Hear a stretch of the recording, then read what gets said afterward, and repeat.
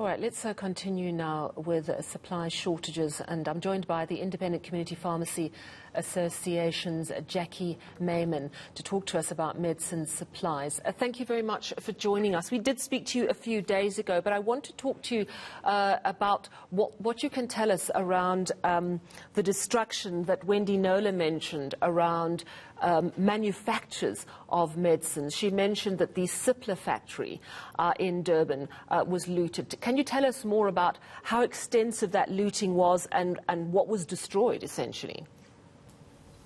Yes, certainly. Thanks, Sally, and thanks for having me again. So the Cipla factory, and Cipla is a generic manufacturer in South Africa. It's a large manufacturer, and it's got a warehouse, a large warehouse in Durban, and it was looted, completely emptied.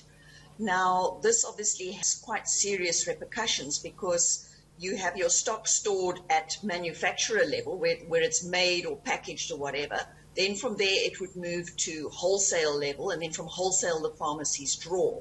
So as you know, they've already hit the wholesalers, UPD and PharMed, and now one of our big generic companies, which manufactures everything from ARVs to antidepressants to antihypertensives, their warehouse has been looted. So we really are concerned about the supply chain.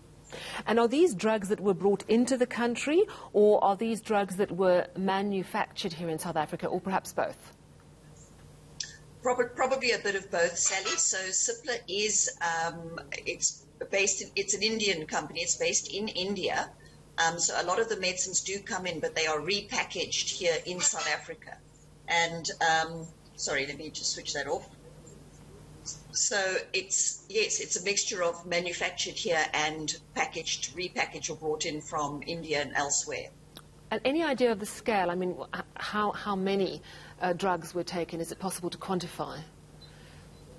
Well, no, I have no idea, Sally, but I just know that they're a very large generic company, and so I'm pretty sure it's very extensive. I have no idea of the actual value. Yeah, so it's going to have a knock-on not just for people in and around Durban, isn't it?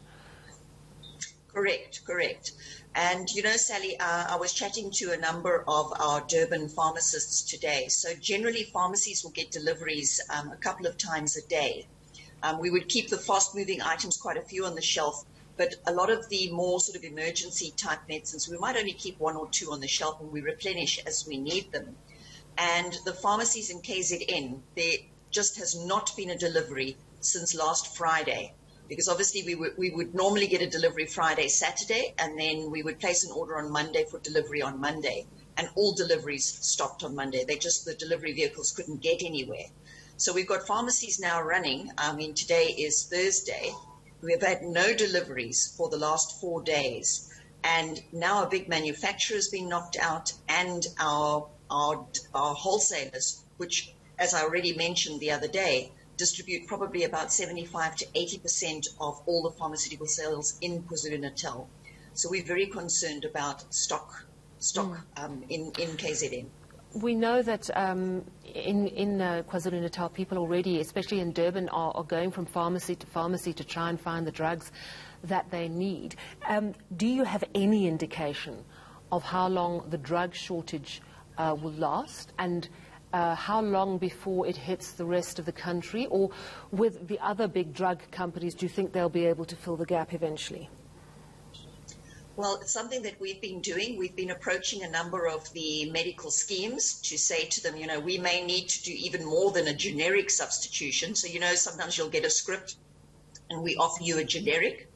But now we're at a situation where we don't even have the exact generic.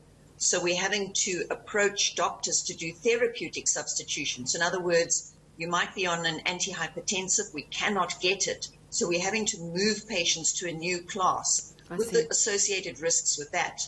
I mean, generally a patient will take 2 to 3 months to settle down on a particular chronic medicine. And we're having to change them.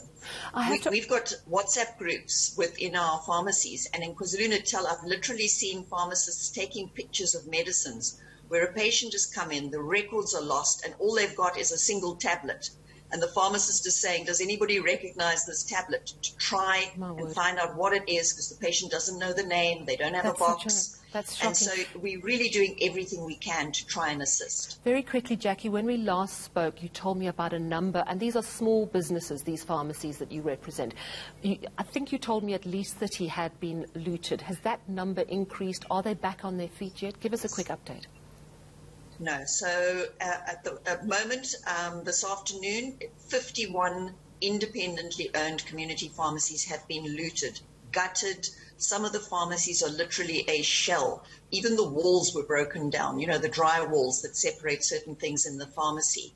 So 51 pharmacies looted. We were sitting with about 70 that were closed. Those are trying to reopen, just short times to supply emergency medicines.